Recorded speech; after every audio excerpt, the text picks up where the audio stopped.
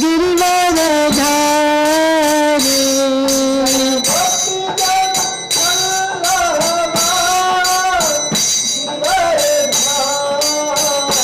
जय गोपी जन वल्लभ गिरिवरधारी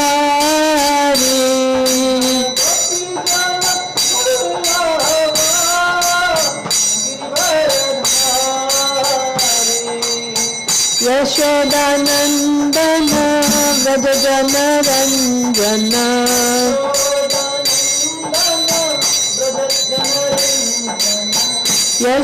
यशोदानंदन व्रज जन रंजन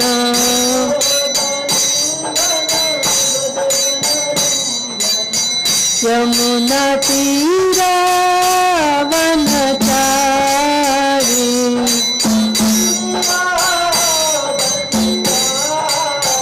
यमुना तीरा वनचारी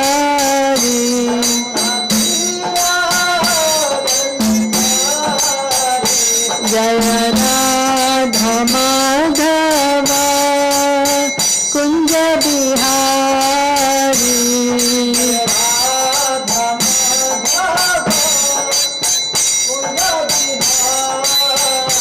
जय गोपी जन वल्लभ गिरिवरधारी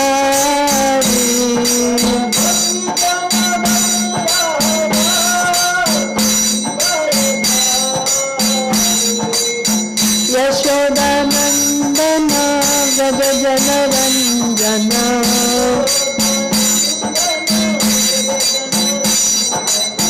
यमुना तीरा वनचारी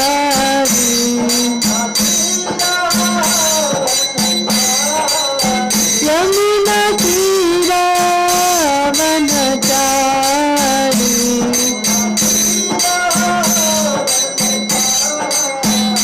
जय राधा माधव कुंज बिहारी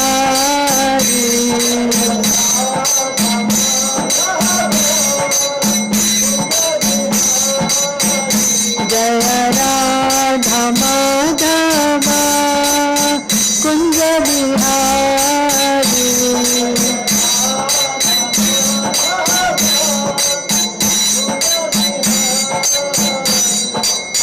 हरे कृष्णा कृष्णा कृष्णा हरे हरे हरे राम राम राम हरे हरे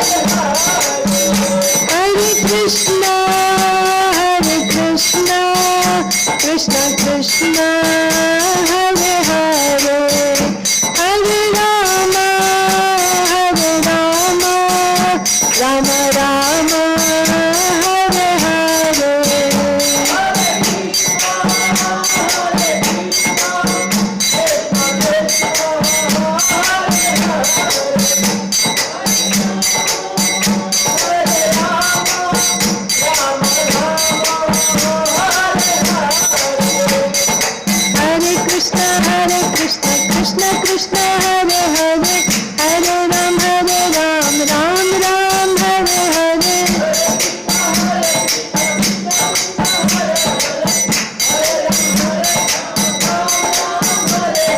हरे कृष्ण कृष्ण कृष्ण हरे हरे, हरे राम राम राम हरे हरे।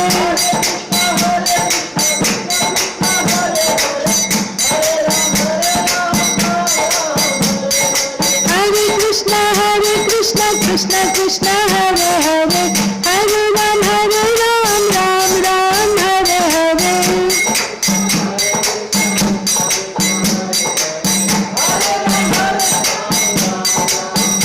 हरे कृष्ण कृष्ण कृष्ण हरे हरे, हरे राम राम राम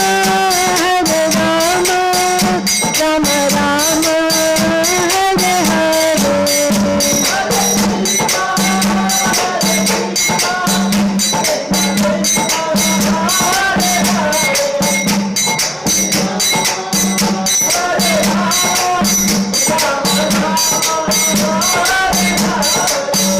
जय राधा माधव राधा माधव राधे।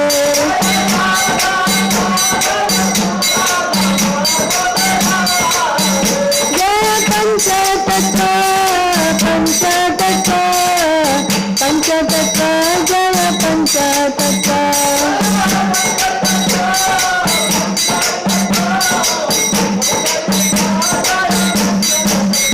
जय जय प्रभुपाद प्रभुपाद प्रभुपाद, जय जय प्रभुपाद।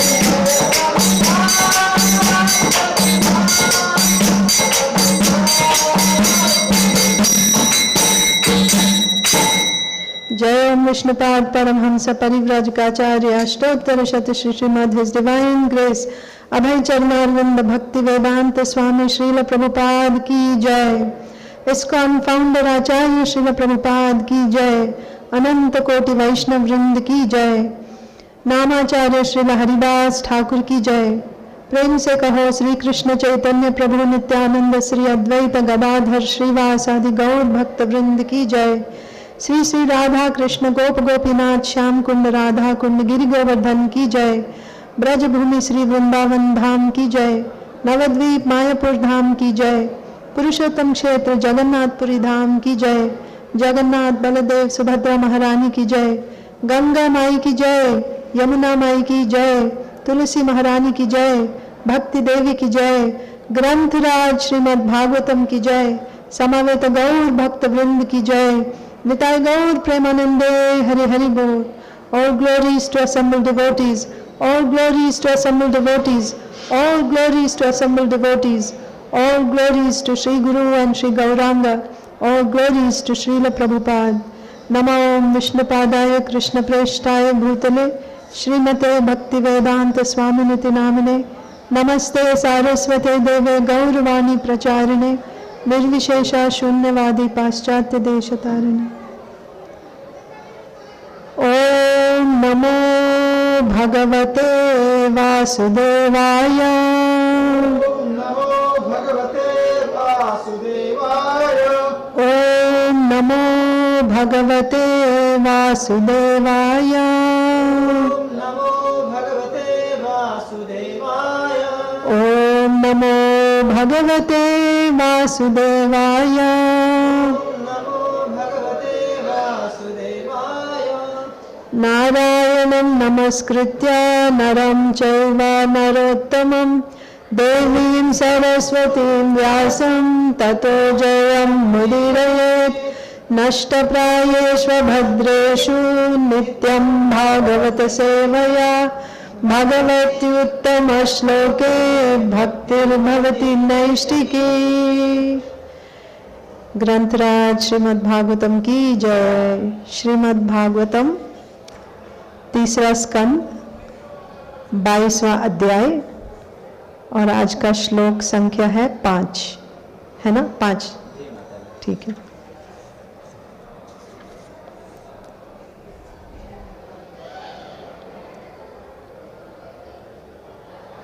तव संदर्शनादेवा तव संदर्शनादेव छिन्ना मे सर्व संशयाः छिन्नामि सर्वसंशयाः यत् स्वयं भगवान् प्रीत्या यत् स्वयं भगवान् प्रीत्या धर्ममाहारिरक्षिषोः धर्मादिरिक्षसो तव संदर्शनादेवा तव संदर्शनादेव छिन्ना मे सर्व संशयाः छिन्नामि सर्वसंशयाः यत् स्वयं भगवान् प्रीत्या यत् स्वयं भगवान् प्रीत्या धर्ममाहारिरक्षिषोः धर्ममाहारिरक्षसो तव संदर्शनादेवा तव संदर्शनादेव छिन्ना मे सर्व संशयाः छिन्नामि सर्वसंशयाः यत् स्वयं भगवान् प्रीत्या यत् स्वयं भगवान् प्रीत्या धर्ममाहारिरक्षिषोः धर्ममाहारिरक्षसो तव संदर्शनादेव तव संदर्शनादेवा छिन्नामि सर्वसंशयाः छिन्ना मे सर्व संशयाः यत् स्वयं भगवान् प्रीत्या यत् स्वयं भगवान् प्रीत्या धर्ममाहारिरक्षसो धर्ममाहारिरक्षिषोः तव संदर्शनादेव तव संदर्शनादेवा छिन्ना मे सर्व संशयाः यत् स्वयं भगवान् प्रीत्या धर्ममाहारिरक्षिषोः तव संदर्शनादेवा छिन्ना मे सर्व संशयाः यत् स्वयं भगवान् प्रीत्या धर्ममाहारिरक्षिषोः तव संदर्शनादेवा छिन्ना मे सर्व संशयाः यत् स्वयं भगवान् प्रीत्या धर्ममाहारिरक्षिषोः तव संदर्शनादेवा छिन्ना मे सर्व संशयाः यत् स्वयं भगवान् प्रीत्या धर्ममाहारिरक्षिषोः तव संदर्शनादेवा छिन्ना मे सर्व संशयाः यत् स्वयं भगवान् प्रीत्या धर्ममाहारिरक्षिषोः तात्पर्य तव तव आपके आपके संदर्शनात् संदर्शनात् दर्शन से एवं केवल केवल छिन्नाः छिन्ना दूर हो गए मैं मेरे सर्व संशयाः संशया सारे संदेह यत् यहाँ तक कि स्वयं स्वतः भगवान आपने प्रीत्या प्रीतिपूर्वक धर्मम कर्तव्य आहा बतलाया रिरक्षिषोः अपनी प्रजा की रक्षा के लिए उत्सुक राजा का उत्सुक राजा का अनुवाद और तात्पर्य श्रील प्रभुपाद द्वारा। श्रील प्रभुपाद की जय। अनुवाद। अब आपके दर्शन मात्र से मेरे सारे संदेह दूर हो चुके हैं, क्योंकि आपने कृपा पूर्वक अपनी प्रजा की रक्षा के लिए उत्सुक राजा के कर्तव्य की सुस्पष्ट व्याख्या की है। आप लोग बोलिए, अब आपके दर्शन मात्र से मेरे सारे संदेह दूर हो चुके हैं, क्योंकि आपने कृपा पूर्वक अपनी प्रजा की रक्षा के लिए उत्सुक राजा के कर्तव्य की राजा की कर्तव्य की सुस्पष्ट व्याख्या की है। सुस्पष्ट व्याख्या की है। यस, तात्पर्य श्रील प्रभुपाद, सॉरी इससे पहले अनुवाद था, यह तात्पर्य है, परपोट। मनु ने यहाँ परम साधु पुरुष के दर्शन करने के फल का वर्णन किया है। भगवान चैतन्य का कथन है कि मनुष्य को चाहिए कि सदैव साधु पुरुषों की संगति करे, क्योंकि एक क्षण की भी सुसंगति से संपूर्ण सिद्धि प्राप्त हो सकती है। यदि किसी प्रकार से साधु पुरुष से भेंट हो जावे और उसकी कृपा प्राप्त हो ले तो मनुष्य जीवन का सारा उद्देश्य पूर्ण हो जाता है। मनु के इस कथन का हमारे पास वास्तविक प्रमाण है।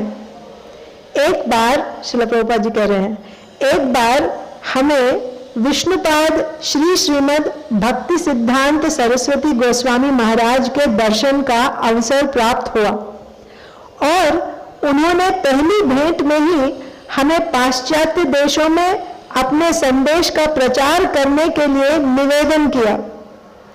इसके लिए कोई तैयारी न थी, किंतु चूंकि उनकी इच्छा थी, उनकी कृपा से उनके आदेश के पालन में हम लगे हुए हैं।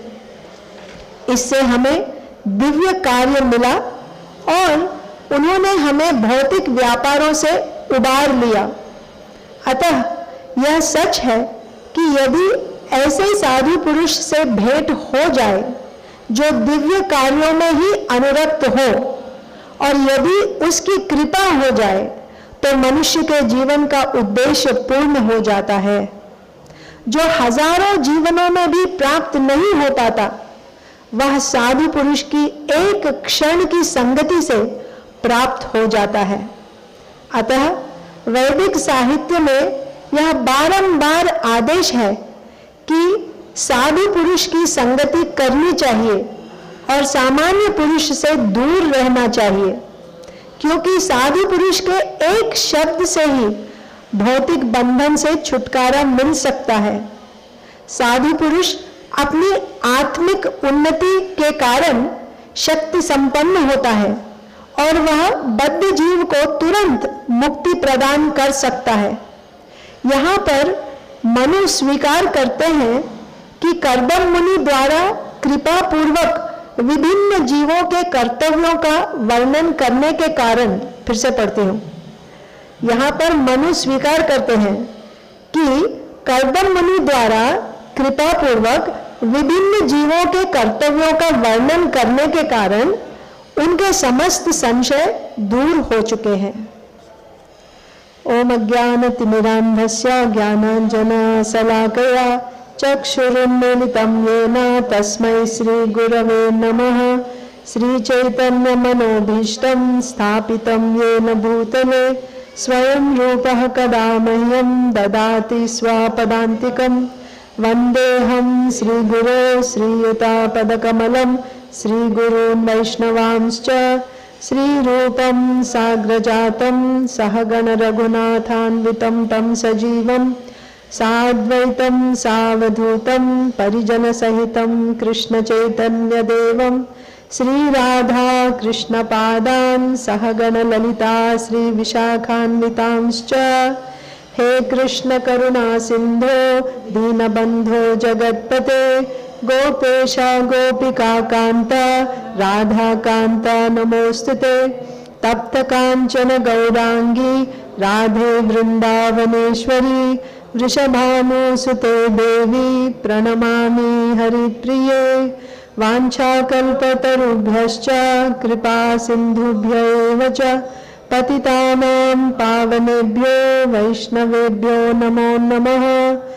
नमो विष्णुपादाय कृष्णप्रेष्ठाय भूतले श्रीमते भक्तिवेदांत स्वामिन्निति नामिने। नमस्ते सारस्वते देवे गौरवाणी प्रचारिणे निर्विशेषा शून्यवादी पाश्चात्य देशतारिणे। जय श्री कृष्ण चैतन्य प्रभु नित्यानंद श्री अद्वैत गदाधर श्रीवासादि गौर भक्त वृंद। हरे कृष्णा कृष्णा कृष्णा हरे हरे, हरे राम राम राम हरे हरे। हरे कृष्णा। भक्तजनों को मेरा प्रणाम। तो आज हम पढ़ रहे हैं श्रीमद् भागवतम का 3रा स्कंद और 22वां अध्याय। इस अध्याय का टाइटल है कर्दम मुनि तथा देवहूति का परिणय। तो आज का श्लोक है, इस श्लोक का अनुवाद ऐसा है। अब आपके दर्शन मात्र से मेरे सारे संदेह दूर हो चुके हैं। कौन बोल रहे हैं? कौन? स्वयंभू मनु बोल रहे हैं। यस, स्वयंभू मनु बोल रहे हैं। किन से बोल रहे हैं? कर्दम मुनि से बोल रहे हैं। तो ये इसका संदर्भ ये है कि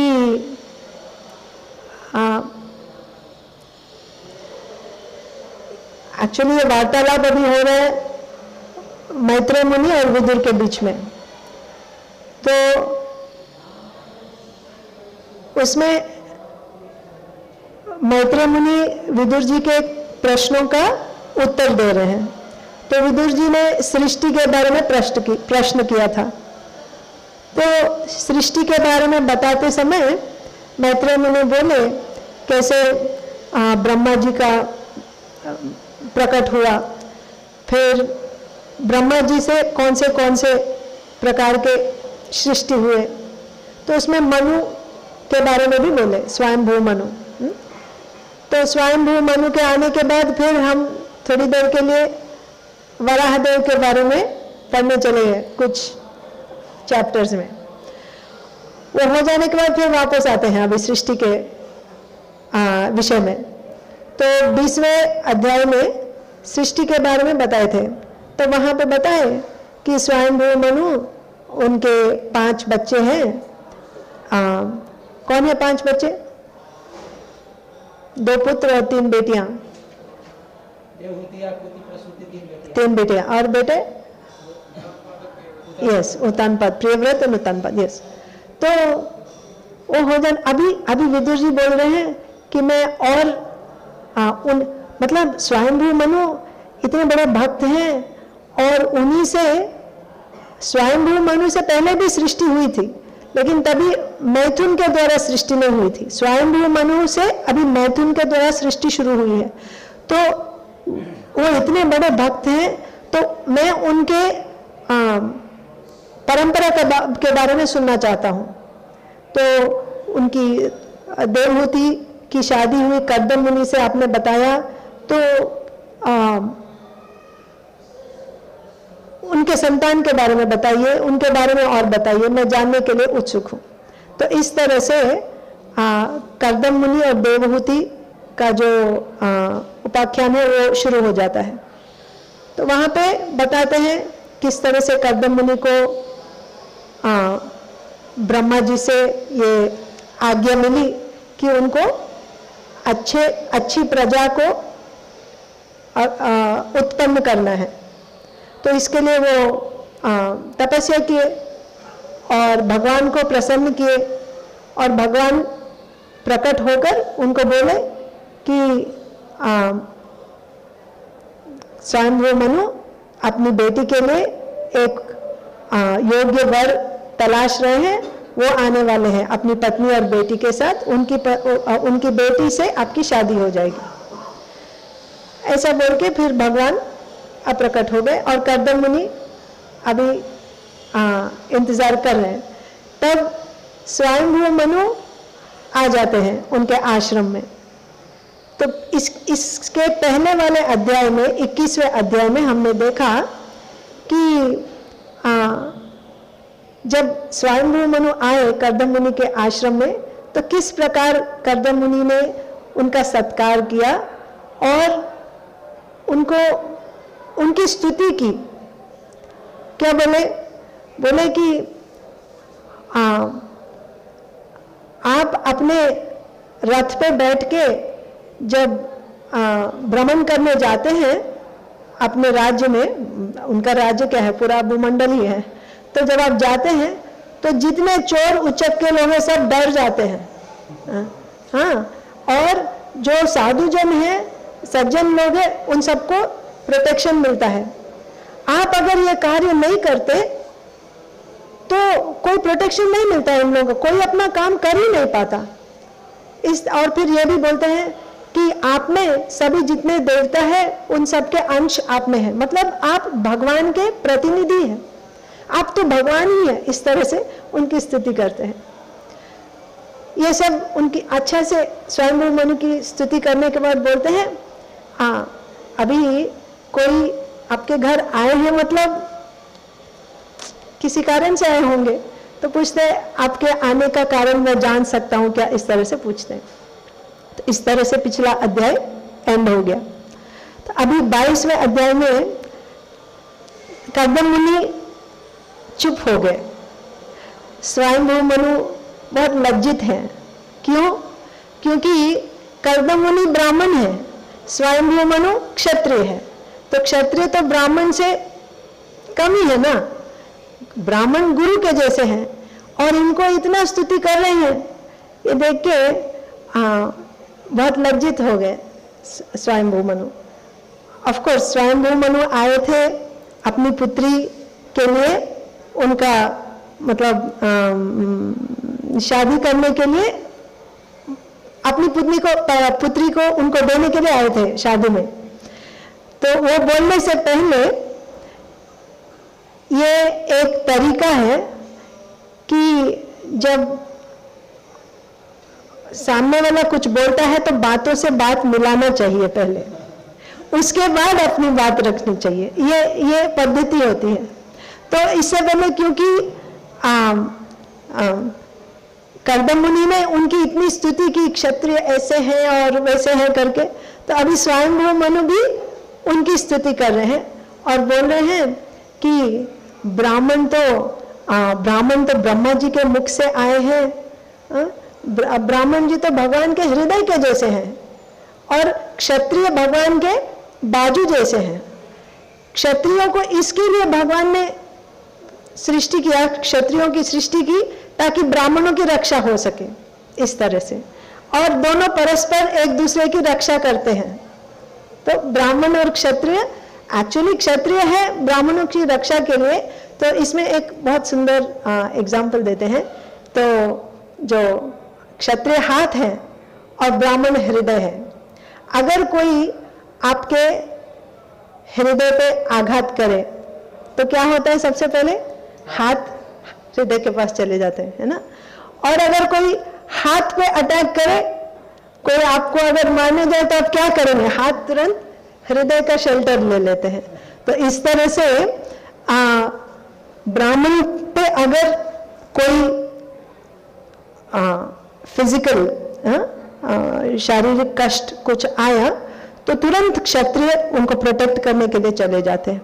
और क्षत्रिय का प्रोटेक्शन क्या है? अगर वो भटक गए इधर उधर, अपने पथ से भटक गए, क्यों? हमारा जीवन का लक्ष्य है अध्यात्म प्रोग्रेस। उससे अगर कभी भटक गया क्षत्रिय तो उसको रास्ता, वो कहाँ शरण लेता है? ब्राह्मण का शरण लेता है। तो इस तरह से स्वयंभू मनु कर्दम मुनि की स्तुति कर रहे हैं। तो उसी श्रृंखला में ये श्लोक आता है। अभी बोल रहे हैं, स्वयंभू मनु बोल रहे हैं, अब आपके दर्शन मात्र से मेरे सारे संदेह दूर हो चुके हैं। ये भी देखना चाहिए हमें कि स्वयंभू मनु भी बहुत मतलब कर्दम मुनि को अभी एकदम एक गुरु के रूप में देख रहे हैं और उनकी इस तरह से स्तुति कर रहे हैं जैसे एक गुरु की स्तुति करते हैं। तो बोलते हैं आपके दर्शन मात्र से मेरे सारे संदेह दूर हो चुके हैं। कैसे संदेह? तो इससे पहले क्या बोले, मैं थोड़ा पढ़ देती हूँ आपके लिए, आपको रिफ्रेश करा दूंगी आपका मेमोरी। लास्ट चैप्टर के लास्ट में बोलते हैं, हाँ ऐसे बोल रहे हैं, कर्दम मुनि बोल रहे हैं, हे भगवान, आपका यह भ्रमण निश्चित रूप से सज्जनों की रक्षा तथा असुरों के वध के उद्देश्य से संपन्न हुआ है, क्योंकि आप श्रीहरि के रक्षक शक्ति से समन्वित हैं। कर्दम मुनि बोल रहे हैं, मतलब निश्चित रूप से सज्जनों की रक्षा तथा असुरों के वध के उद्देश्य से संपन्न हुआ है। इसका मतलब स्वयंभू मनु बोल रहे हैं कि क्षत्रिय का ये रखो अपने पास, क्षत्रिय की ये ड्यूटी होती है कि सज्जनों की रक्षा करें और असुरों का वध करें। जब कर्दम मुनि बोले वो तो स्तुति कर रहे थे, आप इसीलिए जाते हैं ताकि सज्जनों की रक्षा हो और असुरों का वध हो। स्वयंभू मनु क्या बोल रहे, आप मुझे मेरे धर्म का याद दिला रहे हैं, ऐसे बोल रहे हैं। फिर उसके बाद नेक्स्ट श्लोक में बोलते हैं, स्वयंभू मनु कर्दम मुनि बोलते हैं, आवश्यकता अनुसार आप सूर्य, चंद्र, अग्नि, इंद्र, वायु, यम, धर्म, वरुण का अंश धारण करते हैं। आप भगवान विष्णु के अतिरिक्त अन्य कुछ नहीं है, अतः आपको सभी प्रकार से नमस्कार है। मतलब वही प्रतिनिधि है, जो भी राजा जो होते हैं, राजा में मतलब वो जो पोस्ट है, राजा का जो पोस्ट है, उसमें सभी देवताओं के अंश विराजमान रहते हैं। मतलब उनके पालन के लिए उनको जो भी चाहिए, जो भी शक्ति चाहिए, सभी देवताओं से उनको मिलता है। इसीलिए वो सभी देवताओं के शक्ति से संपन्न है, जितना उनको चाहिए, और इस तरह से वो भगवान के प्रतिनिधि है, ऐसे बोल रहे हैं। और क्या बोले, यदि आप अपने विजयी मणिजटित रथ पर जिसकी उपस्थित मात्र से अपराधी भयभीत हो उठते हैं, सवार न हो, आप अगर अपने रथ पे सवार न हो, यदि आप अपने धनुष की प्रचंड टंकार न करें, और यदि आप तेजवान सूर्य की भांति संसार भर में एक विशाल सेना लेकर विचरण न करें, जिसके पदाघात से पृथ्वी मंडल हिलने लगती है, तो श्री भगवान द्वारा बनाई गई समस्त वर्ण तथा आश्रम की व्यवस्था चोरों तथा डाकुओं द्वारा छिन्न भिन्न हो जाए। इससे स्वयंभू मनु क्या बोल रहे, अभी बोले, मतलब राजा को यह सब करना चाहिए, राजा अगर नहीं करेंगे तो ये होगा, हाँ, पूरा छिन्न भिन्न हो जाएगा, और सब वर्णाश्रम की व्यवस्था चोरों तथा डाकुओं द्वारा छिन्न भिन्न किया जाएगा। तो अभी क्या बोल रहे हैं, आपने मुझे मेरे कर्तव्य की याद दिला दी, ऐसे बोल रहे हैं। हाँ, आपके दर्शन मात्र से, आप तो मुझे बोले, लेकिन उससे पहले केवल दर्शन मात्र से मेरे जो भी संदेह रहे होंगे सब दूर हो गए, क्योंकि आपने कृपा पूर्वक अपनी प्रजा की रक्षा के लिए उत्सुक राजा के कर्तव्य की सुस्पष्ट व्याख्या की है। आपने बहुत ही क्लियरली एक्सप्लेन किया है कि राजा का क्या कर्तव्य होता है।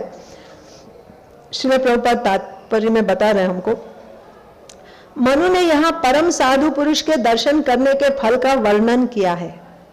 मतलब एक साधु का दर्शन होता है तो उसका क्या फल हो सकता है वो बता रहे हैं। भगवान चैतन्य का कथन है कि मनुष्य को चाहिए कि सदैव साधु पुरुषों की संगति करें। साधु संग सर्व शास्त्र कोई, लव मात्र साधु संग सर्व सिद्धि होय। सिद्धि को हम कैसे समझते हैं?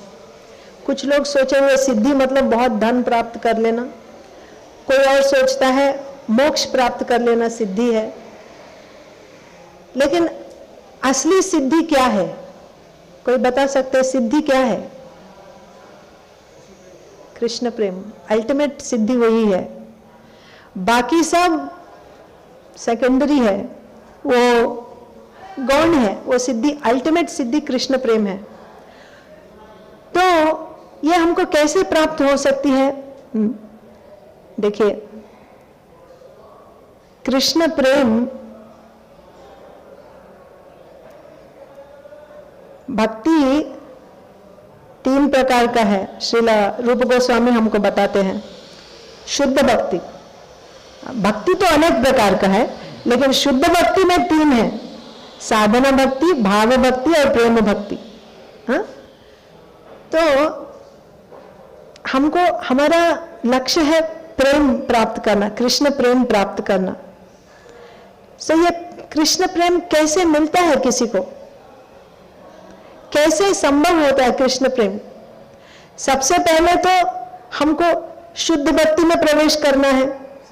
हाँ, शुद्ध भक्ति में प्रवेश करना है। शुद्ध भक्ति में प्रवेश करने के बाद फिर साधना भक्ति, भाव भक्ति और अल्टीमेटली प्रेम भक्ति प्राप्त होता है। तो शुद्ध भक्ति का मतलब क्या है?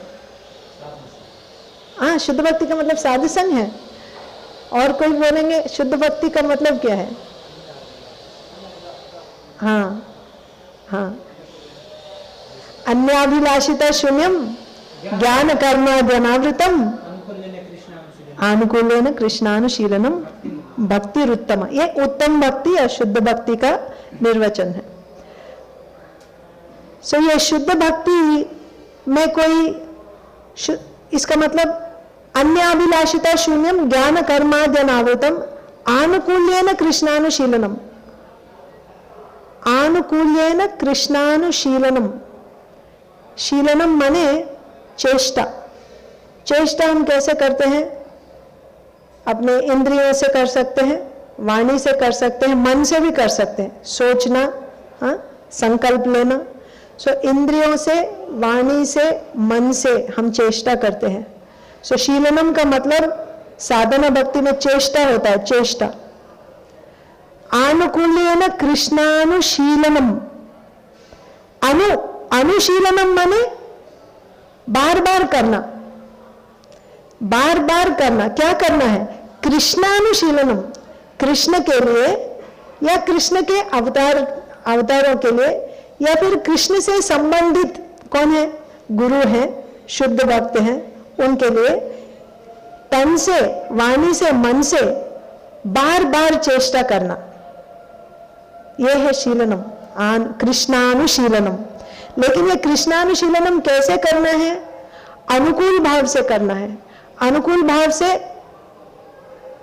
जैसे कंस भी कृष्णानुशीलनम कह सकते हैं, चेष्टा कर रहा है ना, बार बार सोच रहा है भगवान के बारे में, लगातार सोच रहा है, मन से कर रहा है, लेकिन क्या वो भक्ति मानी जाएगी? नहीं, क्योंकि अनुकूल भाव से करना चाहिए। लेकिन इतना से शुद्ध भक्ति नहीं हुआ। आनुकूल्येन कृष्णानुशीलनम करने से ये अभी उत्तम भक्ति नहीं हुआ। उत्तम भक्ति के लिए और 2 एडजेक्टिव्स, एडजेक्टिव को क्या बोलते हैं हिंदी में?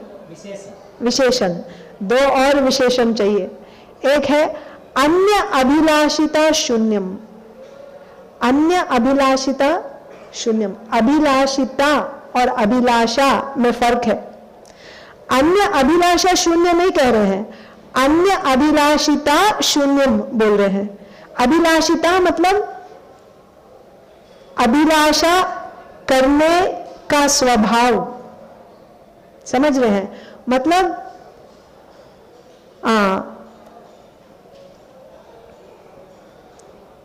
कैसे बताऊं इसको? मतलब जिसमें ये स्वभाव होता है, कृष्ण अनुशीलनम को छोड़कर किसी और चीज की अभिलाषा करने का जिसमें स्वभाव होता है, वो शून्य होना चाहिए, उसका वो नेचर नहीं होना चाहिए। किसी और चीज की अभिलाषा करने का स्वभाव उसमें नहीं होना चाहिए, तभी वो उत्तम भक्ति हो सकता है। तो यहां आप सोच सकते हैं अभिलाषिता क्यों बोले? अभिलाषा बोल सकते थे। इसका मतलब आपका अगर कभी अभिलाषा आ भी गया फिर भी आप शुद्ध भक्त हो सकते हैं, लेकिन आपने अभिलाषा करने का जो स्वभाव है वो नहीं होना चाहिए। जब जीवन मरण का सिचुएशन हो जाता है कभी, तभी शुद्ध भक्त भी भगवान को पुकार सकते हैं, हे भगवान मुझे इस दुविधा से तारिए, मुझे इससे मेरी रक्षा करिए करके शुद्ध भक्त भी पुकार सकते हैं। जैसे द्रौपदी जी जब दुशासन उनकी साड़ी को खींच रहा था, तब भगवान को पुकार रही थी। किसके लिए पुकार रही थी? रक्षा के लिए, रक्षा मतलब वहां पे साड़ी चाहिए था। स्त्री के लिए उनका जो चैस्टिटी है वो प्राणों से भी मूल्यवान है, तो वो वहां अपनी लाज बचाने के लिए भगवान को पुकार रही थी। तो इसके लिए, क्योंकि वो डायरेक्टली भगवान की सेवा के लिए नहीं मांग रही है, अपने लिए कुछ साड़ी तो भौतिक चीज है ना, तो भौतिक चीज मांग रही, इसलिए वो शुद्ध भक्त नहीं है। बोल सकते हैं क्या? हम नहीं बोल सकते। क्यों? क्योंकि इमरजेंसी में शुद्ध भक्त भी कभी भगवान को पुकार के मांग सकता है। जरूरी नहीं कि मांगना है, जैसे परीक्षित महाराज तो कुछ बोले नहीं, मांगे नहीं, तो वो मांगना चाहे तो मांग सकते हैं, फिर भी वो शुद्ध भक्त हो सकते हैं। तो पहला विशेषण है अन्य अभिलाषिता शून्य। वो, लेकिन ऐसा नहीं कि उनका स्वभाव है कि भगवान का हम जपा कर रहे हैं और जपा करने से मेरी मुक्ति हो जाएगी और मेरे घर में सब लोग उनका सब हेल्थ हमेशा ठीक रहेगा, मेरे बेटे की नौकरी लग जाएगी, मेरी बेटी को एक अच्छा वर मिल जाएगा, हाँ क्योंकि मैं जपा कर रहा हूं ना तो सब अच्छा हो जाएगा। ये अन्य अभिलाषिता नहीं हुआ, समझ रहे हैं? अन्य अभिलाषिता शून्य होना चाहिए, तभी उत्तम भक्ति। और एक और विशेषण है ज्ञान कर्म आदि अनावृत। ज्ञान कर्म, देखिए हम जीवेर स्वरूप हो कृष्णेर नित्य दास। जीव का स्वरूप है वो नित्य, नित्य मतलब लगातार, सदैव सदा भगवान का दास होना उसका स्वरूप है, उसका स्वरूप है हमेशा भगवान की सेवा करना। मतलब ऐसा नहीं कि सुबह 2 घंटा हम जपा कर लिए और बाकी के समय में मैं ब्राह्मण हूं, क्षत्रिय हूं, वैश्य हूं, स्त्री हूं। ये ब्राह्मण, क्षत्रिय, वैश्य, शूद्र ये शरीर के हैं, ये उपाधियां शरीर के लिए है। आत्मा का क्या है उपाधि?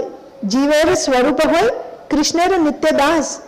तो जब कोई शुद्ध भक्ति करता है, उत्तम भक्ति करता है, लगातार 24 घंटे उसका एक ही आइडेंटिफिकेशन रहता है, मैं भगवान का दास हूं। दास होने के नाते क्या करेगा? हाँ, साक्षात भक्ति करेगा, श्रवण कीर्तन स्मरण यही करता रहेगा, अर्चन 24 घंटा वही करता रहेगा। वो कभी ये नहीं सोचेगा कि अगर मैं अपना ब्राह्मण का धर्म नहीं किया तो मुझे पाप लगेगा, ऐसा नहीं सोचेगा। अगर सोच रहा है मतलब अभी उत्तम भक्ति में नहीं आया, अभी भी उसका शरीर से आने वाले उपाधियों में उलझा हुआ है। ठीक है, इतना है उत्तम भक्ति के पीछे। मतलब उत्तम भक्त बनना, शुद्ध भक्ति करने के लिए ऐसा किसी का मानसिकता होना चाहिए। ये कैसे आता है किसी के पास? अभी हमने सुन लिया तो क्या आज से हम शुरू कर देंगे? अभी घर चल के हम अभी से शुरू कर देंगे? हो पाता है क्या? नहीं हो पाता है। ये शुद्ध भक्ति जो है, शुद्ध भक्ति के हृदय में, शुद्ध भक्त के हृदय में रहता है। शुद्ध भक्ति शुद्ध भक्त के हृदय में रहता है। तो जब तक हमको एक शुद्ध भक्त से उनकी कृपा प्राप्त नहीं होती, तब तक हम शुद्ध भक्ति नहीं कर सकते। परम स्वतंत्र भगवत भक्त संग तत्कृपा जात मंगलोदयेन। परम स्वतंत्र भगवत भक्त मतलब हमारा जो मंगल कब उदय होता है, हमारा मंगलोदय कब होता है? जब एक परम स्वतंत्र भगवत भक्त, देखिए भगवत भक्त अलग अलग स्तर के भक्त होते हैं, लेकिन जब हमको एक परम स्वतंत्र भगवत भक्त की संगति मिलती है। ये परम स्वतंत्र क्यों बोल रहे हैं? क्योंकि हमारे सोचने से नहीं मिलता है ये, हमारे सोचने से या हमारे किसी बड़े कुल में जन्म लेने से या हमारे मानने से नहीं मिलता है। जब वो साधु हमको कृपा देना चाहेंगे, जब वो हमको संगति देना चाहेंगे, परम स्वतंत्र है। ऐसा नहीं कि उनको भगवान बोले इसलिए वो दे, नहीं, भगवान भी कुछ नहीं करते। भगवान क्या बोलते हैं? भगवान बोलते हैं, अम्बरीश महाराज के उपाख्यान में क्या बोलते हैं? मैं आपको याद है क्या बोलते हैं? हाँ, मैं अस्वतंत्र हूँ। वो लाइन बोल रही हूँ मैं, मतलब मैं तो अपने अहम भक्त पराधीन, पराधीन, पराधीन, मैं स्वतंत्र नहीं हूं, मैं स्वतंत्र अहम भक्त पराधीन, मैं मेरे भक्त का पराधीन हूं, वो मेरा कंट्रोलर है। तो वो कैसे भक्त को बोलेंगे इसको तुम कृपा दे दो? नहीं बोलेंगे, नहीं बोलेंगे, क्योंकि वो अपने आप को उनके कंट्रोल में दे दिए भगवान। तो वो कभी भक्त को डिक्टेट नहीं करेंगे तुम उसको कृपा दे दो करके, नहीं बोलेंगे। लेकिन भक्त अपनी मर्जी से, अपनी इच्छा से अगर, और इसका कोई कारण नहीं, ऐसा नहीं बेचारा बहुत गरीब है इसके लिए मैं इसको कृपा दे दूंगा, या फिर इसने मेरा अच्छा से सेवा किया और ये बहुत सुंदर लग रहा है इसको मैं, ऐसा कोई कारण नहीं होता है। एक इसीलिए परम स्वतंत्र उसका एक ही कारण है, ऐसे भक्त का कृपा हमको मिल रहा है, इसका कारण क्या है?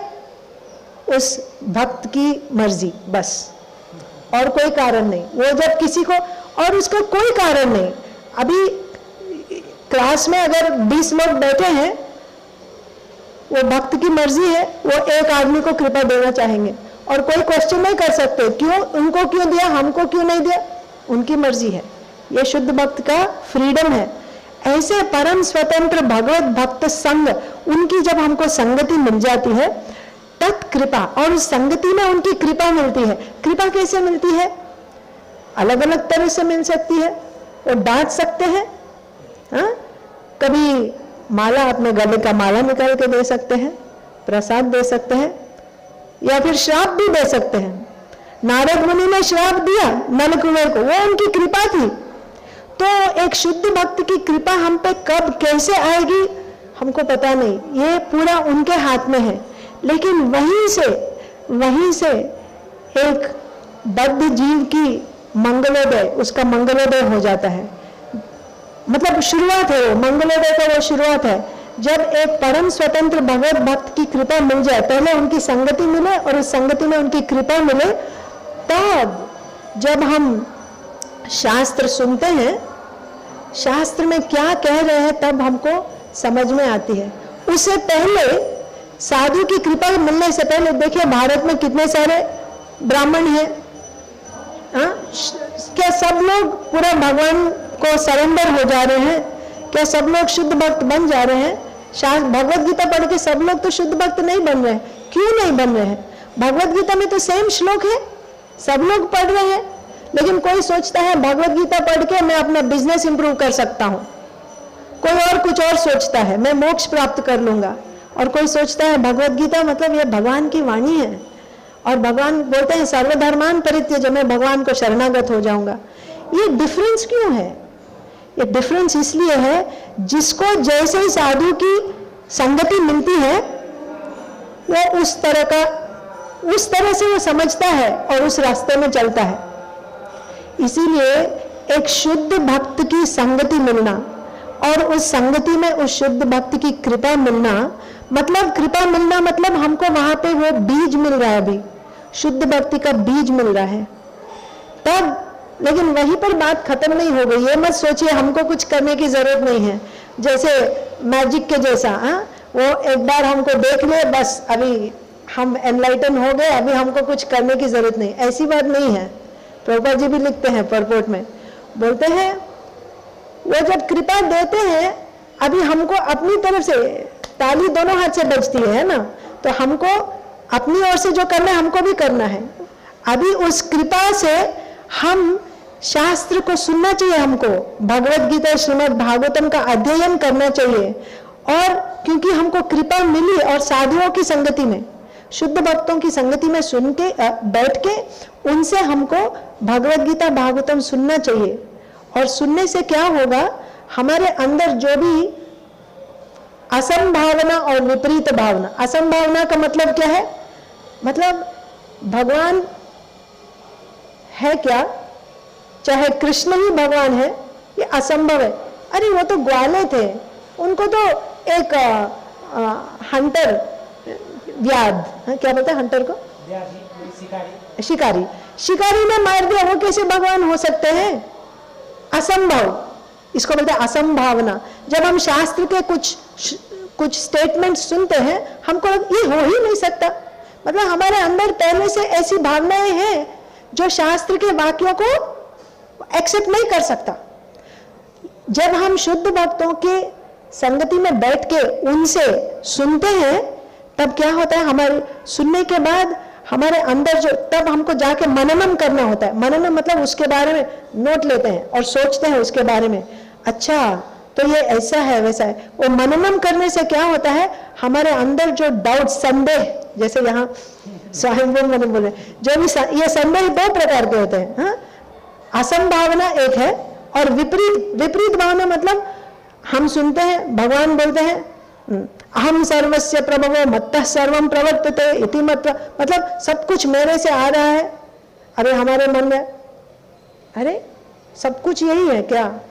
शिव जी भी तो है, उस पुराण में तो बोलते हैं शिव परम है, कृष्ण को क्यों मैं एक्सेप्ट करूं? मतलब एक कॉम्पिटिटर को लेकर आ जाते हैं, विपरीत। सो ऐसे जो संदेह रहते हैं हार्ट में, उनको हमको निवृत्त करना है। जब तक ये सब संदेह निवृत्त नहीं हो जाते, हम में दृढ़ श्रद्धा फॉर्म नहीं होता। दृढ़ श्रद्धा क्या है? दृढ़ श्रद्धा कि केवल कृष्ण ही भगवान है और जीव होने के नाते मेरा एक ही धर्म है, भगवान का शुद्ध भक्ति करना। शुद्ध भक्ति मतलब निरंतर 24 घंटे श्रवण आदि रूपा भक्ति करना है। मुझे और कुछ करने की जरूरत नहीं है। मैं ब्राह्मण, क्षत्रिय, वैश्य, शूद्र, गृहस्थ, वानप्रस्थ कुछ नहीं हूं, मैं केवल भगवान का भक्त हूं। ये जब हमें वो दृढ़ श्रद्धा जब फॉर्म हो जाएगा ना, तब क्या होगा, सर्वधर्मान परित्यज्य मामेकम शरणम व्रज। अब भले ही बाहर गृहस्थ हो, ब्राह्मण हो, कुछ भी हो, लेकिन आपका मानसिकता कैसे रहेगा? आप हमेशा अपने आप को भगवान का दास मानेंगे। सुख हो, दुख हो, कुछ भी हो, आप हमेशा उसी स्तर पे, मैं भगवान का भक्त हूं, इस स्तर पे आप जो भी काम करेंगे उसी स्तर पे करेंगे। लेकिन जब अभी तक हमारा दृढ़ श्रद्धा फॉर्म नहीं हुआ, तब हमको क्या करना चाहिए? धर्म करना चाहिए। हमारा जो भी धर्म है, ब्राह्मण धर्म है, जो भी धर्म है, धर्म का आचरण करना है। लेकिन यह याद रखना है कि हमारा लक्ष्य है कृष्ण प्रेम। कृष्ण प्रेम के लिए पहले शुद्ध भक्ति में तो प्रवेश करो। शुद्ध भक्ति में प्रवेश करने के लिए दृढ़ श्रद्धा चाहिए। दृढ़ श्रद्धा के लिए मुझे भगवान के बारे में सुनना चाहिए, बार बार सुनना चाहिए, भागवतम भगवद गीता से सुनना चाहिए। ये कहाँ संभव होता है? साधु संगति में संभव होता है। तो शुरू में तो साधुओं की संगति चाहिए, क्योंकि जब तक वो कृपा नहीं देते तब तक हमारा मतलब दरवाजा खुलेगा ही नहीं, हम तो बाहर ही रह गए। वो होने के बाद भी हमको साधुओं की संगति चाहिए अपनी श्रद्धा बढ़ाने के लिए। उनके संगति में रह के हमको भगवान के बारे में सुनना चाहिए। और जब हम शुद्ध भक्ति में प्रवेश कर लेते हैं, तब भी हमको साधु संगति चाहिए। हाँ, श्रद्धा, साधु संग, भजन क्रिया, मतलब साधु संग। शुद्ध भक्ति में प्रवेश करने के बाद भी साधु संग चाहिए। उनको बोलते हैं सजातीय साधु। सजातीय मतलब हमारे अब श्रील प्रभुपाद जी हमारे लिए इस्कॉन संस्था बनाए हैं, तो ये सजातीय साधु हैं। हम एक ही प्रकार के मतलब जो भगवान का विग्रह है उनकी पूजा करते हैं। हमारा पद्धति एक है, हम एक ही मंत्र को जपते हैं, ऐसा। तो सजातीय साधुओं की संगति में रह के जब हम भजन करेंगे तो हम आगे बढ़ सकते हैं। तो साधु संगति, और आपको कृष्ण प्रेम मिल जाने के बाद भी साधु संगति है। सो साधु संग हमको हर एक स्टेप पे चाहिए। शुरुआत के लिए भी चाहिए, कंटिन्यू करने के, दृढ़ श्रद्धा फॉर्म करने के लिए भी चाहिए, दृढ़ श्रद्धा होने के बाद शुद्ध भक्ति स्टार्ट होने का, शुद्ध भक्ति करने के लिए भी चाहिए। जब कृष्ण प्रेम मिल जाएगा, गोलोक चले जाएंगे, वहां पर भी सब साधु है। सो साधु संग ही हमारा जीवन है। साधु संगति को अगर हमने छोड़ दिया, हम लोग चले गए। तो यहाँ पे मैं रोक देती हूँ। किसी का कोई क्वेश्चन है या कुछ? हाँ प्रभु जी, हरे कृष्ण। साधु किसको कहेंगे? हाँ, साधु किसको कहेंगे? साधु अलग अलग स्तर के होते हैं प्रभु जी। जैसे साधु प्रकार, अलग अलग प्रकार के साधु होते हैं। जैसे आपने सुना होगा कनिष्ठ, मध्यम, उत्तम साधु। लेकिन ये कनिष्ठ मध्यम और उत्तम साधु भी एक ही कैटेगरी के बेसिस पे नहीं होता है। जैसे श्रद्धा के बेसिस पे, अभी मैं आपको बता रही थी, दृढ़ श्रद्धा, जिसका कोमल श्रद्धा है उसको अभी कनिष्ठ साधु बोलेंगे। अभी उसका कोमल श्रद्धा है। जिसका दृढ़ श्रद्धा हो गया तब उसको बोलेंगे उत्तम। मतलब श्रद्धा के आधार पर साधु कनिष्ठ, मध्यम और उत्तम हो सकता है। और वैसे ही उसका जो भक्ति है, मतलब भक्ति में जितना एडवांस किया है कॉन्शियसनेस, ऑन दैट बेसिस भी हम कनिष्ठ, मध्यम, उत्तम साधु कह सकते हैं। तो साधु के लक्षण होते हैं, जैसे फॉर एग्जाम्पल अगर हम कनिष्ठ साधु बोलेंगे on the basis of consciousness, तो उनमें ये सब क्वालिटीज नहीं रहते हैं। जैसे 26 क्वालिटीज ऑफ वैष्णवस हम जो पढ़ते हैं, मर्सीफुल हैं और सेल्फ कंट्रोल हैं, so on and so fourth, जो भी क्वालिटीज हैं सब क्वालिटीज आपको उनमें दिखाई नहीं देंगे कनिष्ठ साधु में। कभी कभी हम ये भी सोच सकते हैं कि बाहर के लोगों में भी ये क्वालिटीज है। आप कैसे बोल सकती है कि ये क्वालिटीज जिसमें है तभी वो भक्त है, और अगर किसी वो भक्त नहीं है फिर भी क्वालिटीज है। तो क्वालिटीज भी दो तरह से आते हैं प्रभु जी। एक है सत्व गुण से आते हैं क्वालिटीज। सत्व गुण में जब कोई रहता है, गुडनेस, पैशन, इग्नोरेंस, जो सत्व गुण में रहता है उसमें शांत रहना, दया, मैत्री, ये सब क्वालिटीज हो सकते हैं। उसके लिए उसको कोशिश करना पड़ता है, सत्व गुण में प्रैक्टिस करके वो अक्वायर करता है।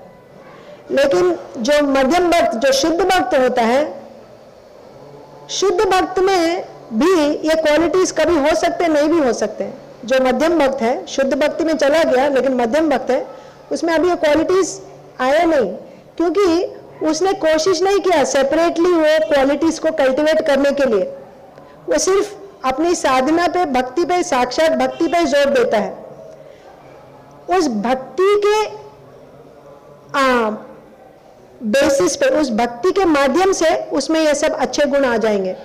जैसे शुद्ध भक्ति के 6 कैरेक्टरिस्टिक्स में एक है शुभदा। शुभदा मतलब जितने देवताओं के क्वालिटीज हैं वो सब उसमें आ जाएंगे। ये एक भक्ति करने से, भक्ति के आधार पे, भक्ति के माध्यम से उसमें सब अच्छे गुण आ रहे हैं। लेकिन शुरू में अभी क्वालिटीज नहीं आए हैं, लेकिन उसमें लगातार मुझे श्रद्धा, दृढ़ श्रद्धा इज द क्राइटेरियन। साधु शुद्ध भक्त है, आपको कैसे पता चलेगा? दृढ़ श्रद्धा है, मतलब 24 घंटे उसका एक ही डिटर्मिनेशन रहता है कि मैं केवल भगवान का सेवा करूं। कभी कभी अगर पिछले अनर्थों की वजह से अगर गिर भी गया, उसका कॉन्शियसनेस ऐसा रहता है कि मैं कितना गया गुजरा हूं, देखो मैं भगवान की भक्ति नहीं कर रहा हूं। मतलब उस स्टेट में भी उसका यही रहता है कि मैं इतना नीच हूं। तो बिकॉज ऑफ दैट वो उस टाइम में भी जब अगर कभी नीचे गिर भी जाता है, गिरता नहीं है, क्योंकि वो हमेशा भगवान को याद करते रहता है। तो ये साधु का एक लक्षण है, बहुत लक्षण है। लेकिन हम केवल ये गुणों के आधार पे ये नहीं बोल सकते ये कौन से स्तर का साधु है, क्योंकि वो गुण सत्वगुण से भी आ सकते हैं, भक्ति से भी आ सकते हैं। अगर भक्ति से गुण आते हैं वो बेस्ट है, उत्तम भक्त का ये लक्षण है। केवल भक्ति करने से उसमें सभी अच्छे गुण आ जाते हैं, लेकिन उससे एक स्टेप नीचे है, अभी कोशिश कर रहा है भक्ति करने का, उसमें अभी सब क्वालिटीज आए नहीं, फिर भी वो कनिष्ठ से बेटर है। कनिष्ठ में क्वालिटीज हो सकते हैं, लेकिन उसमें अभी वो दृढ़ श्रद्धा नहीं है, 24 घंटा भक्ति करने का दृढ़ श्रद्धा भी नहीं आया। तो कनिष्ठ से ये अच्छा है, जबकि उसमें क्वालिटीज नहीं है। तो आपको देखना क्या है, उसका एंडेवर क्या है, लगातार भगवान का साक्षात भक्ति, श्रवणम कीर्तनम करने का कोशिश कर रहा है, वो आपका ये है, क्या बोलते हैं, साधु के लक्षण, उससे आप आइडेंटिफाई कर सकते हैं। हरे कृष्ण।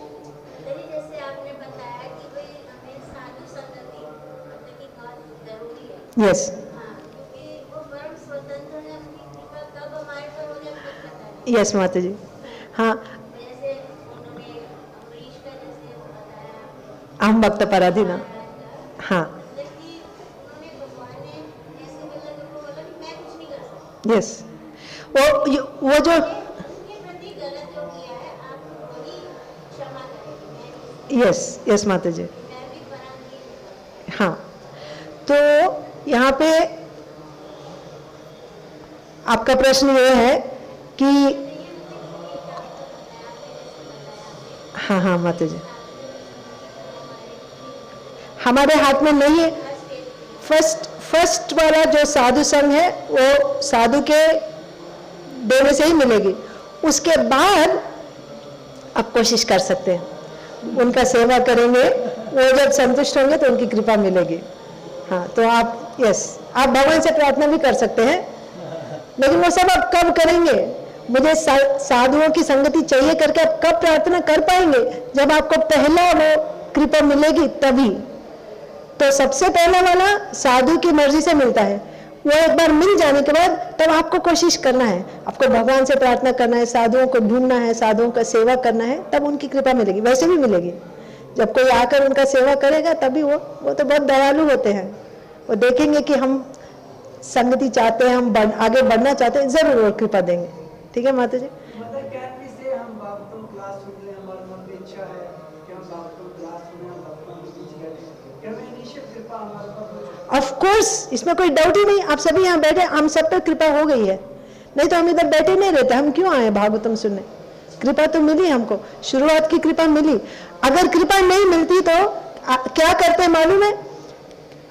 शास्त्र सुनने के बाद भी केवल कर्म ही कर सकते, कर्म कांड मतलब कर्म करके उससे मुझे क्या लाभ मिलेगा, मटेरियल भौतिक क्या, उसके आगे जा ही नहीं सकता। आप यहाँ बैठ के भक्ति चाह रहे हैं, भागवतम सुनना चाह रहे हैं, मतलब कृपा मिल गया। अब यहाँ से आगे जाने के लिए और कृपा हमको चाहिए। ठीक है, हम